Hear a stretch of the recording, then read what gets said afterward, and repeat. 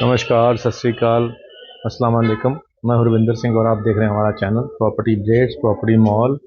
और ये एक बहुत ही शानदार बनी हुई कोठी विला आपको दिखाने आए हैं।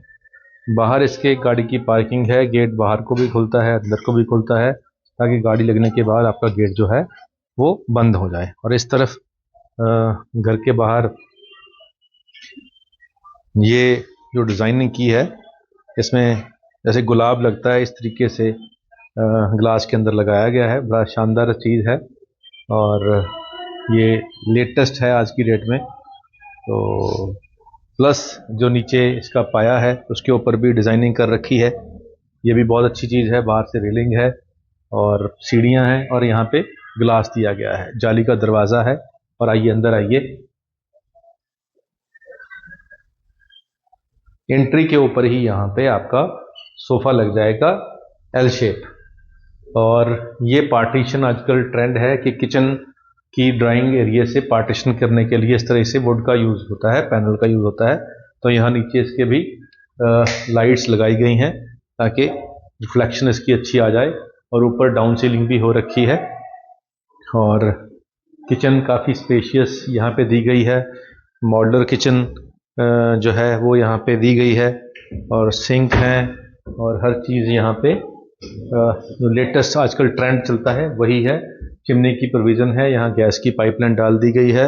यहाँ विंडो है ताकि बाहर इसका आपका पीछे जो बालकनी है उसका व्यू आए, और पीछे दीवार है और उस पर भी टाइल लगाई हुई है।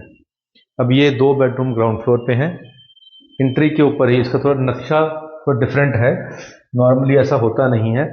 तो यहाँ ये जो फर्स्ट गेट के अंदर राइट हैंड साइड पे जो फर्स्ट रूम है, इसको यहाँ से फुल वेंटिलेशन आएगी क्योंकि ग्लास लगा हुआ है। ऊपर डाउन सीलिंग भी है और एलईडी पैनल भी है यहाँ पे, और यहाँ पे ड्रेसिंग और अलमीरा, ये सब कुछ यहाँ पे लगा दिया गया है। और साइज इसका ठीक है, यानी कि 10 बाय 12 के आसपास इसका साइज है। और साथ में इसका ये वाला वॉशरूम का सिंक आ गया और ये वॉशरूम बिल्कुल रेडी है। ये रूम को भी एक्सेस करेगा और जो गेस्ट आएगा उसको भी एक्सेस करेगा। अब यहाँ पे आ गया रूम नंबर 2। इसमें भी ड्रेसिंग है, पूरी की पूरी कवर्ड्स हैं और छत पे डाउन सीलिंग कर रखी है, डिज़ाइनिंग दे रखी है, एलईडी पैनल है यहाँ पे और इसका अटैच वॉशरूम भी है। और पीछे इसका वॉशिंग एरिया है। तो यहाँ पे बहुत सारी स्पेस आपको मिलेगी। सिलेंडर रखने के लिए बाहर जगह दी गई है, टैब यहाँ है, कपड़े सुखाने के लिए यहाँ पे स्टैंड आ जाएगा, विंडो दी गई है किचन से बाहर देखने के लिए। तो यहाँ सेफ्टी के लिए कांच भी लगा रखा है, टाइल भी लगा रखी है पीछे, ताकि पीछे जो एरिया होता है वो साफ रहे, क्लीन लुक दे। नहीं तो पीछे वाली दीवार को यूं ही समझा जाता है, कई बार उस पर पैसा नहीं लगाया जाता, लेकिन बाद में वो थोड़ा बुरा लगता है। लेकिन यहाँ पे कमरों के अंदर वॉलपेपर नहीं लगाया है, यहाँ पे स्पेशली डिज़ाइन करके टेक्सचर पेंट कर दिया गया है, जो कि अपने आप में बहुत अच्छी लुक दे रहा है। अब चलते हैं फर्स्ट फ्लोर के ऊपर, क्योंकि ये कोठी है। तो सीढ़ियों से ऊपर आएंगे तो पूरी की पूरी जो सीढ़ियाँ हैं वो ग्रेनाइट लगाया हुआ है, बाहर रेलिंग है, बाहर भी टाइल लगी है और फ्रंट भी यहाँ पे काफ़ी अच्छा है। ऊपर भी यहाँ लाइटिंग दे दी गई है। तो जो ऊपर चढ़ने वाली मतलब सेकंड फ्लोर पे जाने वाली सीढ़ी है उसके ऊपर भी ग्रेनाइट लगाया हुआ है और दरवाजे के साथ यहाँ पे भी आपको विंडो मिल रही है और ऊपर आपको किचन मिल रही है। फर्स्ट फ्लोर के ऊपर जैसे नीचे थी उससे थोड़ी सी छोटी है, लेकिन ये काम चलाऊ है छोटी फैमिली के लिए। तो रेंटल पर्पज के लिए फर्स्ट फ्लोर जो बनाया गया है, डाउन सीलिंग भी आपने देखी, और एक रूम जो नीचे बना था सेम रूम के ऊपर एक रूम बनाया गया है।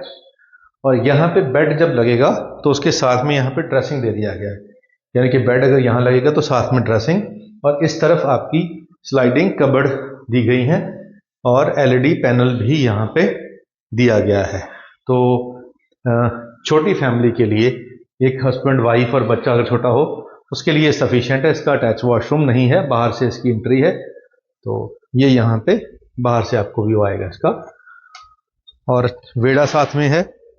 तो ये छत जो है, क्योंकि यहाँ बैक टू बैक घर बनेंगे, फिलहाल पीछे वाला प्लॉट खाली है, तो ये छत आपको फुल वेंटिलेशन बाहर से दे रही है। और क्योंकि इसका जो फेस है कोठी का, वो वेस्ट फेसिंग है, तो ये छत के ऊपर आपको सुबह दोपहर तक धूप मिलेगी, और कपड़े वगैरह सुखाने के लिए, बैठने के लिए, या सर्दियों में धूप सेकने के लिए काफ़ी स्पेस आपके पास यहाँ बची हुई है। और क्योंकि ये कोठी है तो इसको आप कवर करके एक फ्लोर ऊपर भी बना सकते हैं। और ये 3 बेडरूम की, 2 किचन वाली, 1 वॉशरूम वाली, ओपन छत वाली, और ऊपर भी ममती बनाई गई है, ऊपर भी एक छत आपको मिलेगी, इससे ऊपर भी।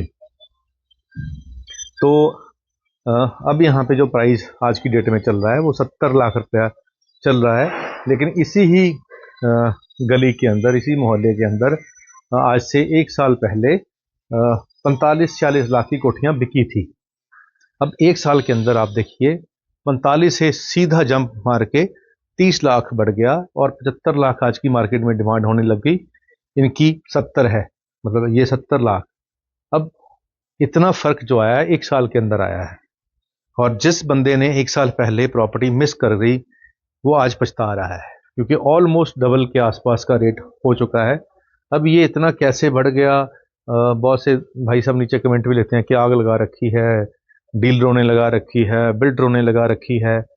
लेकिन जो समझने वाली बात यह है कि जो प्लॉट है, जब कॉलोनी बनती है तो जो प्लॉट होता है वो डेवलप करने के लिए, बेचने के लिए बिल्डर को पहले ज़मीन खरीदनी पड़ती है, और ज़मीन जो है वो कच्चा माल है, यानी कि रॉ मटेरियल है एक कॉलोनी के लिए।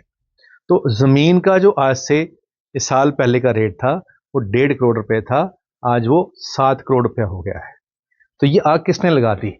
बिल्डर ने तो रॉ मटेरियल के हिसाब से ही अपना रेट बढ़ाया है, लेकिन आग कहाँ से शुरू तो हुई है ज़मीन बेचने वाले से। तो जिस ज़मींदार ने ज़मीन बेची थी आज से साल पहले, और आज जो ज़मीन बेच रहा है, उसमें बहुत बड़ा फ़र्क आ गया है।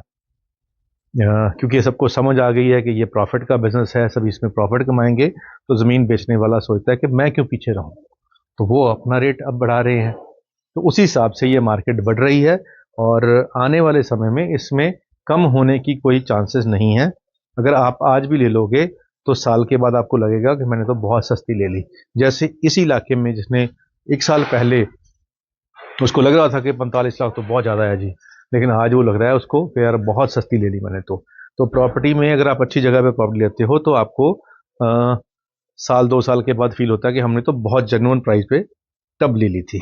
तो अभी भी गुंजाइश है, जैसे ये 70 की डिमांड है इस इलाके के हिसाब से, तो कुछ ऐसी कोठियाँ भी हैं जो 60 में मिल जाएंगी, कुछ ऐसी कोठियाँ भी हैं जो 50 में मिल जाएंगी, कुछ ऐसी कोठियाँ भी हैं जो आज भी 45 में मिल जाएंगी।